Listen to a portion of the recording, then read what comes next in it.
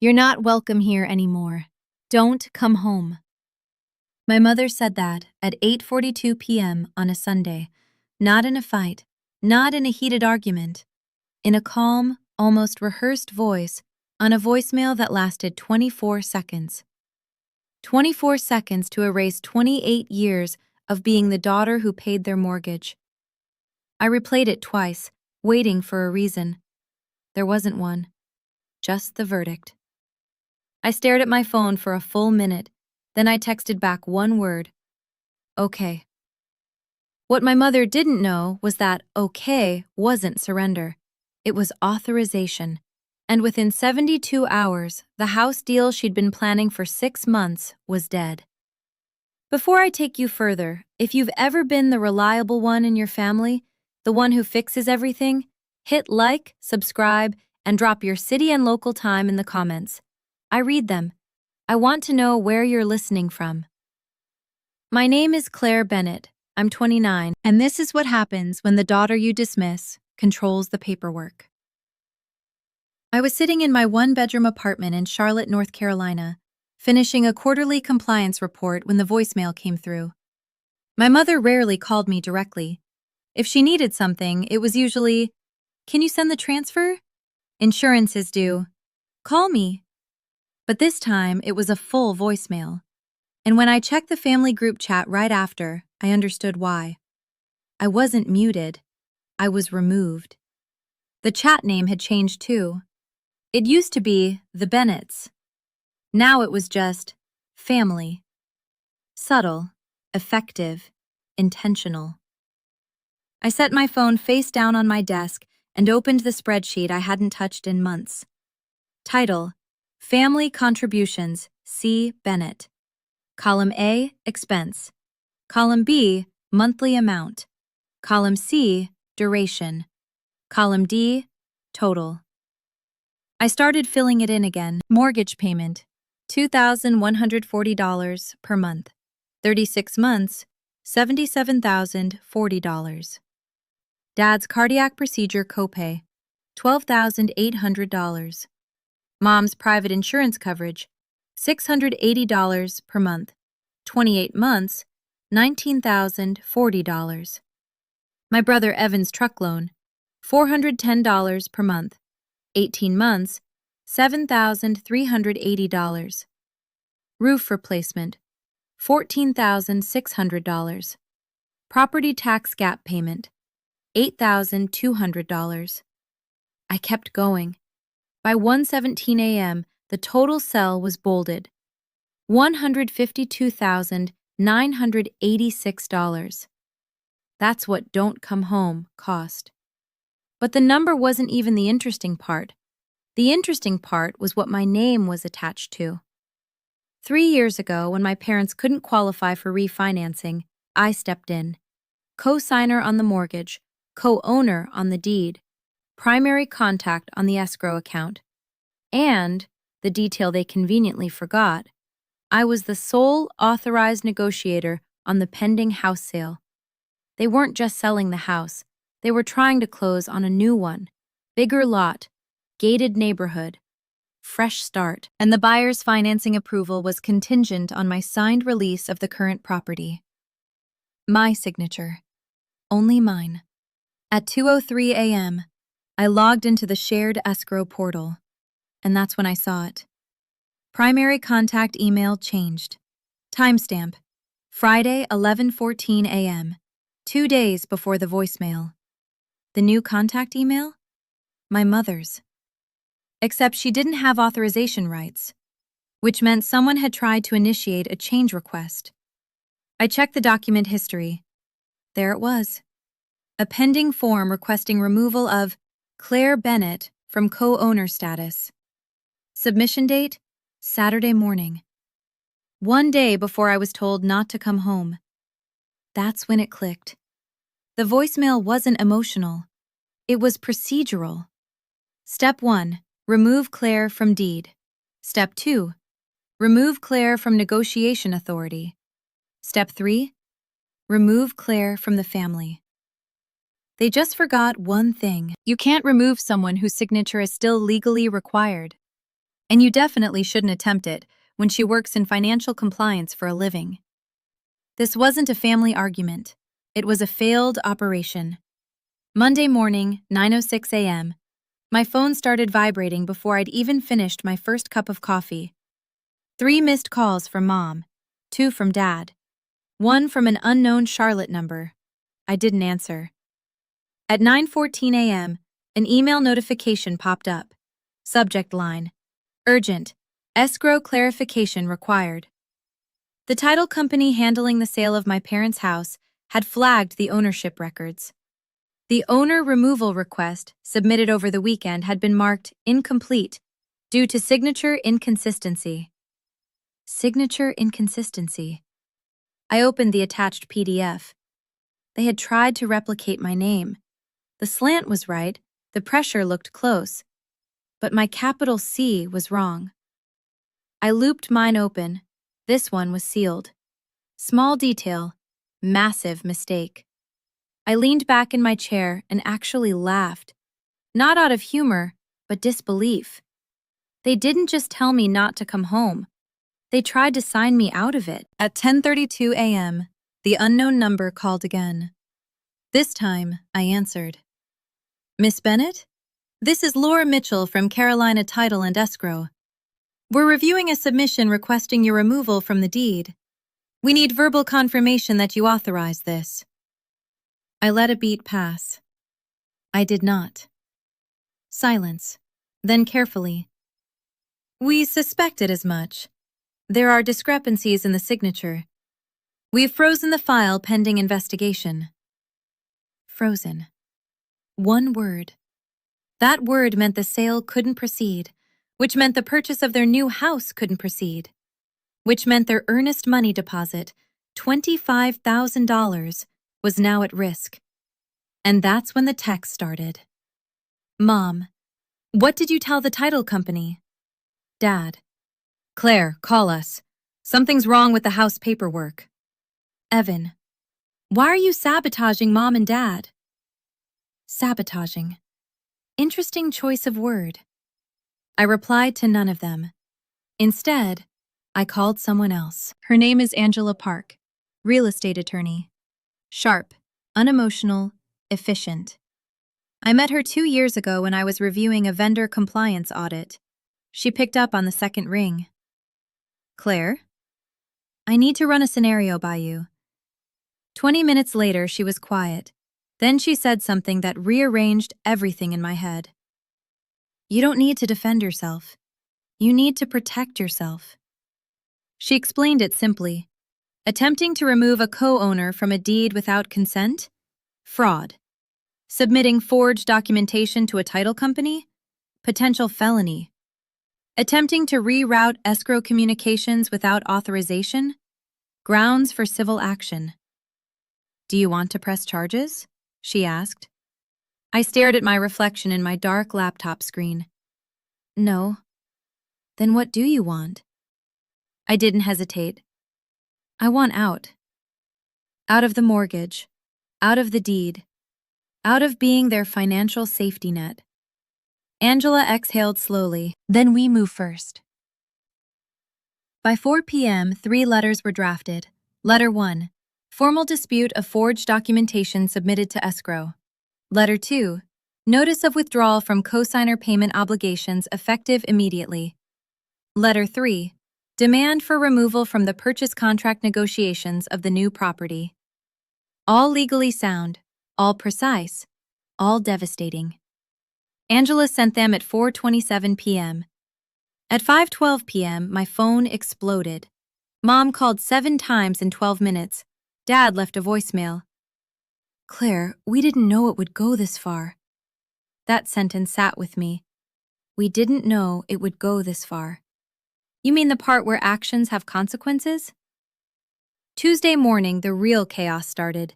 The buyer of their current home pulled out. Why? Because escrow was under fraud review. No lender wants to touch a property mid-investigation. The $25,000 deposit on the new house? Non-refundable after 72 hours. Guess how long it had been? 73. Mom called again. But this time, I answered. Her voice wasn't rehearsed now. It was frantic. Claire, you need to fix this. Fix this. Not apologize. Not talk. Fix. You told me not to come home, I said calmly. That was just... We were upset. Removing me from the deed wasn't upset. It was planned. Silence. Then she tried the angle I knew was coming. After everything we've done for you. There it was. The ledger. The invisible debt I was supposedly born owing. I paid $152,986 into that house, I said. Do you want me to email you the spreadsheet? Silence again. Different this time. Heavier. Dad's voice appeared in the background. Donna, stop. Donna, not Mom. Donna. That was new. And for the first time, I realized something. Maybe she hadn't told him about the forged signature, which meant someone else had. Evan. Or maybe... No. There was only one person bold enough to try to imitate my signature. My brother. The one who always said I was too controlling because I kept records. The one who changed the escrow email. The one who thought I'd just roll over. They hadn't removed me from the family. They tried to remove me from the paper trail. Big difference. By Wednesday afternoon, the sellers of the new property formally canceled the contract. Deposit forfeited. The house deal? Dead. All because the daughter they dismissed still controlled the signatures. And here's the part nobody online saw. Because yes, it went online. Evan posted on Facebook. Crazy how money can change people. Some folks forget what family means. 42 likes, 3 comments about loyalty. I didn't respond. Because you don't fight narratives in comment sections. You fight them in conference rooms. And by Thursday, Angela had scheduled one. Friday, 2 p.m., her office. All parties present. Documentation required. No shouting, no emotional theatrics. Just paper and truth. Friday, 1:58 p.m., Angela Park's office in Uptown Charlotte. Glass walls, walnut table, 6 chairs. Structure. That's what I needed. Not emotion, structure. Angela sat to my right, legal pad open, calm, precise. At exactly 2:01 p.m., the door opened. Mom walked in first, navy blazer, chin lifted, eyes already defensive. Dad followed behind her, quieter than I'd ever seen him. Evan came last, hands in his pockets, jaw tight, performing indifference. Their attorney, a mid-level real estate lawyer named Howard Mills, took the end seat like he was entering a negotiation, not a reckoning. Angela didn't waste time. Ground rules, she said evenly. No interruptions while Miss Bennett presents. Claims require documentation. Any raised voices, meeting ends. Howard nodded. They needed this meeting. I didn't. I opened my folder, 5 printed copies. I slid them across the table. Let's start with a number. Page 1, $152,986. Silence. That's my documented financial contribution to the Bennett household over the past 3 years. Mortgage payments highlighted, insurance payments itemized, truck loan transfers time-stamped. Mom's eyes moved quickly over the sheet. Evan didn't look down at all. I continued. Now let's look at this. Page 2, original deed signature, submitted removal request signature, side by side. Howard leaned forward. Mom blinked. Evan shifted.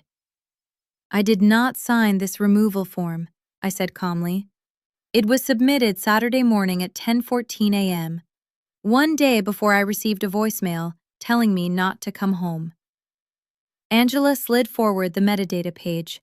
Submission IP address, device ID, Origin location. Our parents' home Wi-Fi. Howard's jaw tightened. He turned toward Evan. Did you submit this? Evan's composure cracked just slightly. I was trying to fix things, he muttered. Fix. Interesting word. You forged my signature, I said. I didn't forge it, you imitated it. Silence. Dad's face went pale. Mom looked at Evan like she'd just seen him for the first time. I told you not to do anything stupid, she whispered. There it was. She knew.